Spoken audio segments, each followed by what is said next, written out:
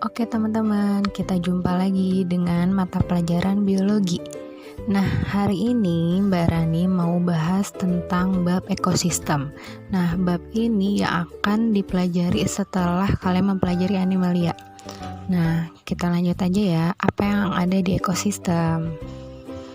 Oke, next, materi tentang ekosistem. Pertama, kita harus tahu dulu ilmu yang mempelajari tentang ekosistem. Apa ayo? Ilmunya adalah ekologi. Jadi ekologi itu ilmu yang mempelajari hubungan saling ketergantungan atau hubungan timbal balik antara makhluk hidup dengan lingkungan. Nah, itu pengertiannya dari ekosistem juga. Nah, kita akan mempelajari di ekosistem itu adalah pertama, organisasi kehidupan. Urutan kehidupan ini dari mulai individu sampai ekosistem. Terus yang kedua, pengertian ekosistem. Apa itu ekosistem? Itu akan dibahas di sub yang kedua. Yang ketiga, jenis-jenis ekosistem. Yang keempat adalah komponen ekosistem. Itu adalah organisme yang menyusun ekosistem.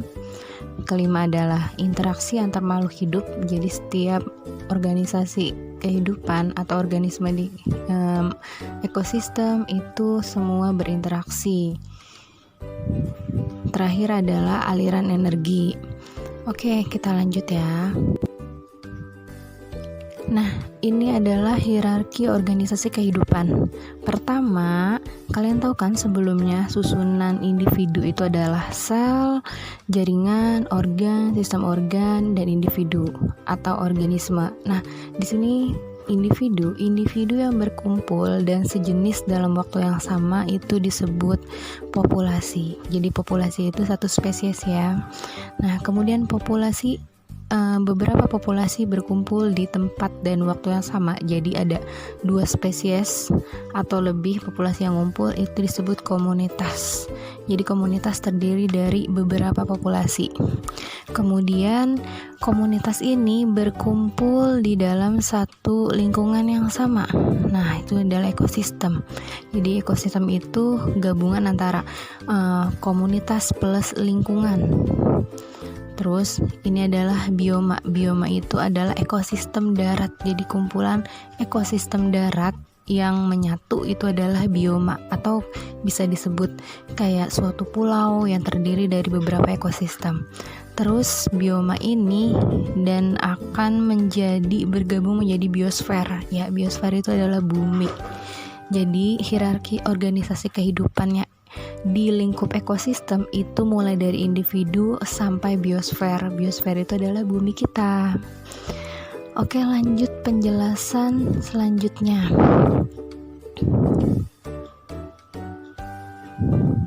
Nah, ini adalah pengertian ekosistem. Tadi Mbak Rani bilang ekosistem itu adalah hubungan timbal balik. Nah, sebenarnya yang berhubungan siapa?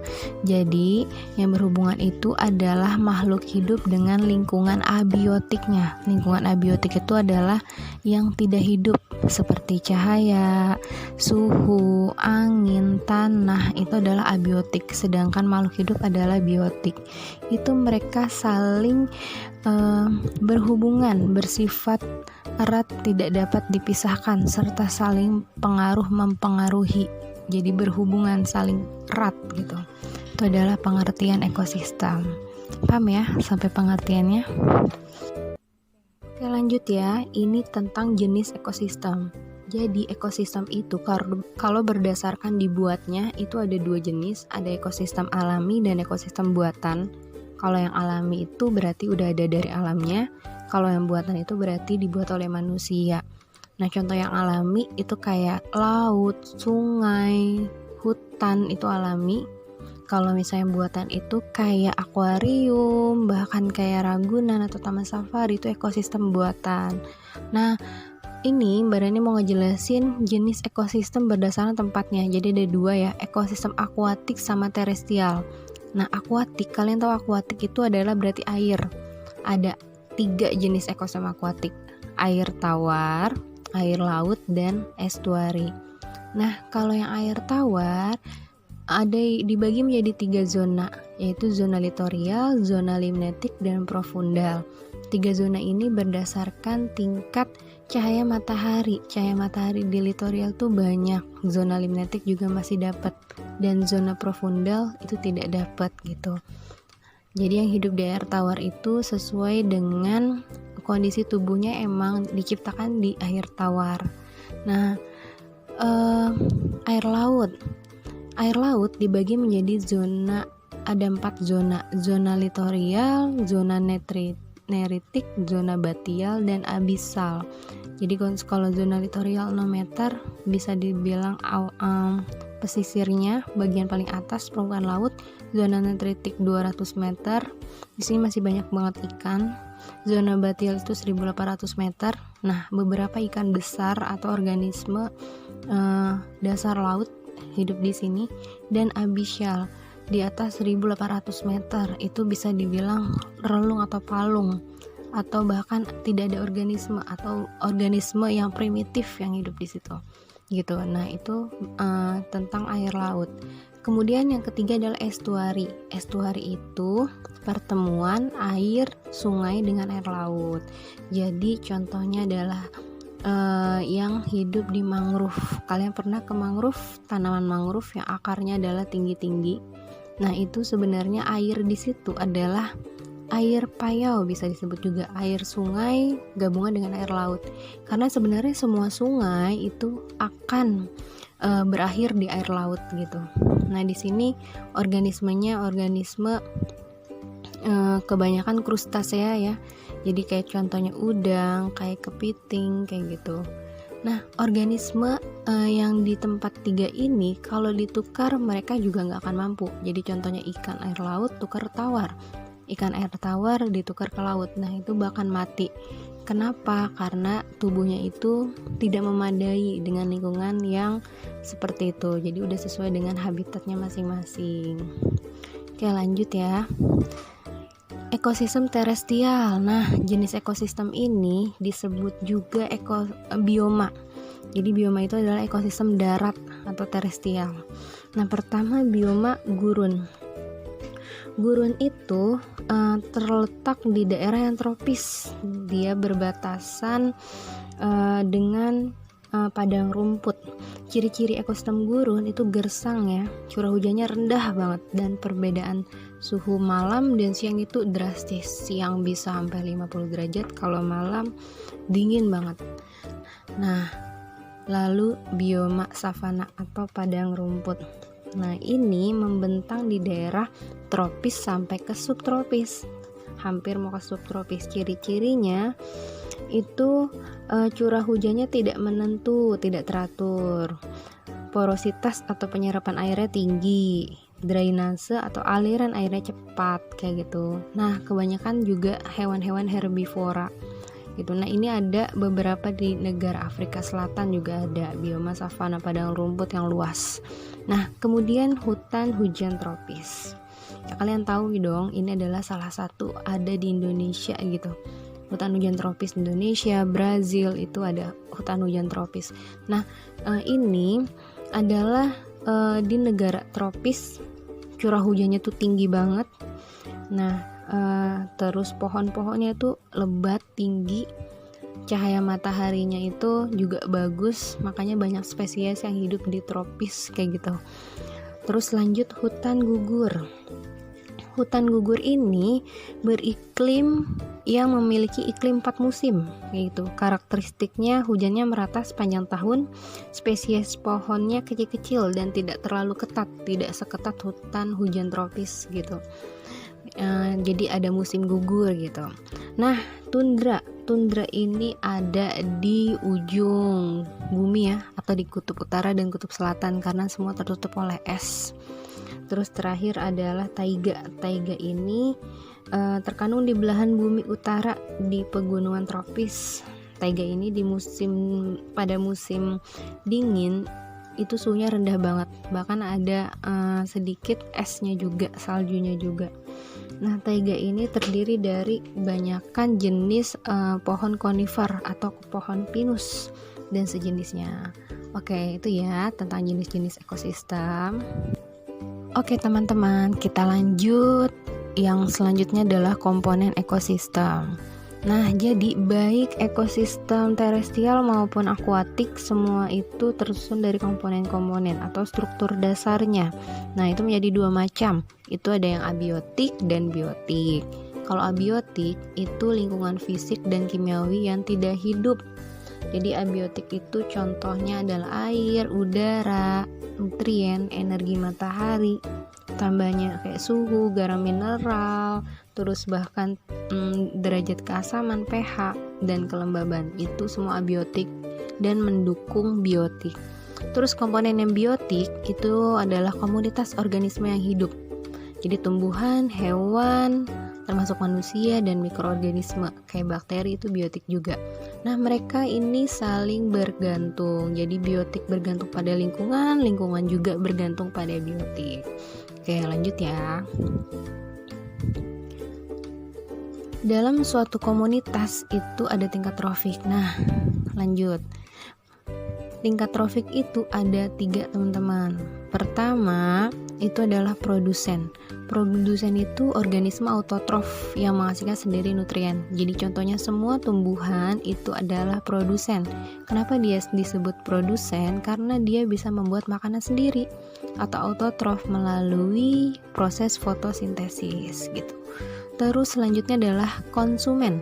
Nah, konsumen ini kayak contohnya hewan, terus manusia. Mereka ini adalah organisme heterotrof. Konsumen itu heterotrof berarti tidak bisa membuat makanan sendiri. Dia butuh organisme lain untuk membantu asupan makanannya. Itu adalah konsumen. Konsumen itu ada konsumen tingkat 1, tingkat 2, tingkat 3, tingkat 4 yang nanti akan dijelaskan di rantai makanan. Terakhir adalah dekomposer. Dekomposer ini adalah pendaur ulang atau pendegradasi. Jadi kalau tumbuhan dan hewan mati itu akan dipecah atau dirusak oleh dekomposer. Dekomposer itu contohnya jamur dan bakteri. Mereka ini yang akan merubah senyawa organik menjadi senyawa anorganik gitu. Oke, lanjut materi selanjutnya tentang interaksi antar makhluk hidup. Jadi, semua spesies yang ada di ekosistem itu mereka berinteraksi gitu. Terjadi aliran energi atau daur biogeokimia. Nah, interaksi antar individu dalam populasi itu terjadi karena pertama ada perkawinan individu jantan dan betina.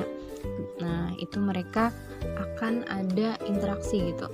Terus pembagian tugas pada hewan yang hidup berkelompok. Ada yang tugasnya misalnya sebagai herbivora, karnivora, atau omnivora gitu. Kayak herbivora memakan tumbuhan, karnivora memakan daging gitu, omnivora pemakan segala. Terus ada kompetisi antar spesies memperebutkan makanan, habitat, dan pasangan. Nah, intinya mereka berinteraksi karena kawin, karena mereka tugas di situ sebagai apa, terus mereka kompetisi gitu memperebutkan makanan. Terus lanjut ya, ini contohnya ya macam-macam interaksi. Pertama ada netral. Netral itu ada 2 makhluk hidup yang hidup di tempat yang sama dan dia netral, nggak akan berpengaruh apa-apa. Jadi contohnya manusia dengan sapi. Apakah manusia sama sapi rebutan rumput? Enggak kan? Nah, jadi netral gitu. Terus kompetisi. Kompetisi itu jika makhluk hidup yang satu menang gitu, yang satu kalah bersaing. Kenapa? Misalnya di suatu padang rumput ada kijang sama rusa lagi rebutan rumput. Nah, rebutan rumput itu makanannya rumput juga. Bisa jadi rusa atau kijang kekurangan rumput nih. Yang satunya kelebihan gitu. Terus predasi itu makan dan memakan. Jadi satu untung menang, satunya juga kalah bersaing. Yang kalah bersaing itu adalah si mangsanya gitu. Nah, contohnya karnivora itu biasanya sebagai predator kayak ular, harimau. Mereka itu memakan hewan-hewan yang lemah gitu atau sebagai makanannya. Itu kayak ular dengan katak, harimau dengan rusa kayak gitu ya, predasi. Terus simbiosis. Simbiosis itu ada 4, komensalisme, mutualisme, parasitisme, dan amensalisme. Pertama ya, simbiosis komensalisme. Yang satunya untung, satunya tidak berpengaruh atau tidak rugi dan tidak untung. Jadi contohnya bunga anggrek dengan pohon inang. Jadi anggrek cuma nempel di situ. Pohon inang tuh pohon induk, kayak contohnya pohon mangga. Ditempelin anggrek tuh nggak ngaruh buat hidupnya dia. Jadi tidak merugikan. Nah terus contohnya lagi kayak ikan hiu dengan remora. Ikan remora itu ngikutin hiu kemanapun hiu tuh berenang gitu. Hiunya nggak risih juga diikutin remora gitu. Terus simbiosis mutualisme. Nah ini enak nih, saling menguntungkan, sama-sama positif. Contohnya lebah dengan bunga. Lebah dia dapat nektarnya, bunga tuh dia dibantu penyerbukannya gitu. Jadi contohnya kupu-kupu atau serangga yang menghinggap di bunga ya, yang membantu penyerbukan. Terus mutualisme lagi, contohnya kerbau dengan burung jalak gitu. Terus selanjutnya simbiosis parasitisme. Parasitisme itu satunya positif, satunya rugi. Daripada rugi kan mendingan nol. Nah ini rugi gitu. Contoh cacing pita dengan usus manusia. Cacing pita itu dia merugikan manusia karena mengkonsumsi nutrisi yang ada di perut kita gitu, perut manusia. Jadi semakin banyak cacingnya, nutrisi yang diserap oleh tubuh itu semakin gak ada gitu. Bahkan bisa disebut tubuhnya kurus, cacingan ya gitu ya. Sebenarnya karena cacingnya menghirup memakan nutrisi gitu. Terus terakhir amensalisme. Amensalisme ini makhluk hidup yang satu itu merugikan. Nah, yang satu itu tidak berpengaruh. Jadi contohnya pohon walnut dengan tumbuhan di sekitarnya. Jadi pohon walnut ini dia mengeluarin namanya alelopati, senyawa yang merugikan tumbuhan di sekitarnya gitu. Pohon walnut, contohnya pohon walnut itu yang menghasilkan kacang walnut ya. Nah, dia merugikan tumbuhan di sekitarnya. Nah, pohon walnutnya ini tidak berpengaruh, dia nggak untung juga, nggak rugi juga, tapi tumbuhan sebelahnya rugi karena keberadaannya walnut gitu. Oke, interaksi selanjutnya di dalam populasi atau komunitas ada juga yang tadi Mbak Rani bilang alelopati. Alelopati ini sebenarnya bila populasi yang satu menghasilkan zat yang dapat menghalangi tumbuhnya populasi lain. Tadi contohnya pohon walnut dan tumbuhan sekitar. Nah ini contohnya lagi penicillium dengan bakteri gram positif. Penicillium ini dipakai untuk antibiotik. Nah jadi ada bakteri gram positif yang menyebabkan penyakit. Nah jadi penyakit itu kalau misalnya menyerang manusia, terus kalian dikasih antibiotik, nah berarti antibiotik itu akan menghilangkan si bakteri ini. Antibiotik itu mengeluarkan zat alelopati yang merugikan bakteri, jadi bakterinya mati kayak gitu, kayak gini. Nah terus kompetisi sama yang tadi Mbak jelasin. Jadi terdapat kepentingan yang sama-sama pengen rumput, makanya menimbulkan persaingan kayak gitu antara populasi sapi, kambing di padang rumput. Harimau sama cheetah atau sama singa juga berkompetisi memperebutkan rusa gitu ya. Oke teman-teman, kita lanjut ya ke aliran energi. Nah, kalau tadi ada interaksi, nah interaksi itu akan menghasilkan suatu aliran energi. Jadi ini adalah gambar di mana aliran energi makanan yang terjadi di dalam suatu ekosistem. Nah, energi tersebut mengalir melalui sejumlah makhluk hidup. Semua energi berasal dari cahaya matahari karena tumbuhan melakukan proses fotosintesis, dan energi cahaya tersebut diubah menjadi energi kimia yang akan mengalir ke konsumen dan tingkat trofik lainnya. Jadi Mbak jelasin sedikit di sini.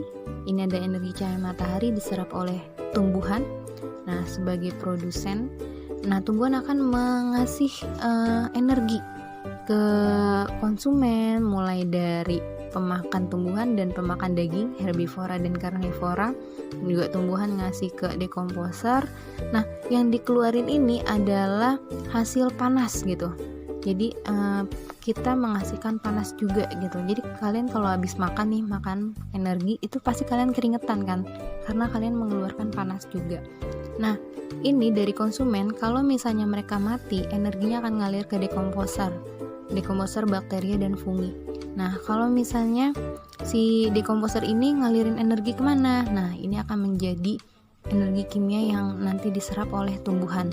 Jadi kok contohnya karbon dioksida, oksigen, nitrogen, mineral itu dilepaskan ke udara dan beberapa ada diserap oleh tumbuhan. Terus nanti tumbuhan ngasih lagi ke konsumen begitu. Itu namanya siklus. Jadi hasil sampingnya adalah panas. Terus selanjutnya adalah aliran energi di rantai makanan. Jadi ada 2 jenis ekosistem itu melalui rantai makanan atau jaring-jaring makanan. Yang perlu kalian tahu nih, kalau rantai makanan itu lurus aja gitu, satu siklus aja lurus. Jadi mulai dari cahaya matahari dikasih ke produsen, tumbuhan dimakan oleh ulat dimakan oleh burung dimakan oleh elang gitu. Nah, kalau ini rantai makanan, kalau jaring-jaring makanan itu lebih banyak hewan-hewan yang berpengaruh. Misal elang juga bisa makan ular kayak gitu. Jadi nggak hanya satu siklus nih, satu rantai aja nih. Jadi kalau misalnya mereka semua pada mati, akan didekomposer. Nih dekomposernya. Jadi ini adalah gambar rantai makanan kayak gitu. Ini produsen, ini konsumen 1, ini konsumen 2, ini konsumen 3. Konsumen tingkat tinggi atau karnivora tingkat atas gitu ya. Nah, terus ini adalah aliran energi yang diterima di setiap tingkat trofik. Jadi pertama, kayak matahari ngasih ke produsen itu misalnya 10.000 joule. Nah, itu akan hilang 10% yang didapatkan oleh konsumen primer atau konsumen tingkat 1. Nah, sisanya akan dibuang oleh panas. Jadi dari produsen 10.000 diterimanya 1.000. Terus konsumen 2 nerimanya 100, konsumen 3 nerimanya 10. Jadi semakin tinggi tingkat trofik, semakin kecil energi yang akan diperoleh gitu. Jadi semuanya dilepaskan oleh panas. Jadi kita ini sebenarnya lebih kecil daripada yang diterima oleh tumbuhan dari matahari gitu. Jadi cuma nerima 10 kilojoule. Nah, terakhir ini adalah piramida ekologi. Piramida ekologi itu ada 3. Jumlah individu, piramida jumlah individu, piramida biomasa, dan piramida energi. Ini adalah piramida jumlah individu, di mana tumbuhan tuh jauh lebih banyak daripada karnivora. Karnivora sedikit. Jadi tumbuhan banyak, terus konsumen tingkat 1 nih lumayan, konsumen tingkat 2 di sini atau tingkat trofik 3 semakin sedikit, tingkat trofik 4 semakin sedikit. Jadi harus lebih banyak tumbuhan daripada hewan karnivora. Ini tumbuhan tuh produsen. Nah, ini herbivoranya lumayan lebih banyak daripada karnivora. Ini karnivora tingkat atas, bahkan paling atas itu omnivora gitu. Nah, terus piramida biomasa. Piramida biomasa yang ini ya. Ini tuh piramida biomasa tuh terbalik kalau yang pada laut. Kalau yang ini di darat. Jadi kalau misalnya mereka semua diberat keringkan, jadi misal rumput mati terus dikeringkan terus ditimbang, itu jauh lebih berat daripada elang mati dikeringkan terus ditimbang gitu. Nah, kebalikannya di laut. Jadi kalau produsen atau fitoplankton mati kemudian ditimbang, itu sedikit jumlahnya atau tidak berat daripada hiu mati terus ditimbang, beratan hiu. Itu jadi ini adalah piramida biomasa. Itu kebalik antara akuatik dan terestrial. Nah, piramida energi. Piramida energi ini paling bawah itu yang tadi Mbak Rani bilang, produsen menerima banyak energi dari matahari, 1 juta joule misal. Nah, yang diterima oleh elang adalah sedikit karena kebagi 10% setiap tingkatan trofik. Oke, nah yang perlu kalian bedain, tingkat trofik itu dihitung dari produsen. Tingkat trofik 1, trofik 2, trofik 3, trofik 4. Tapi beda dengan konsumen. Jadi konsumen 1 itu adalah tingkat trofik 2. Itu ya. Nah, ini adalah piramida ekologi.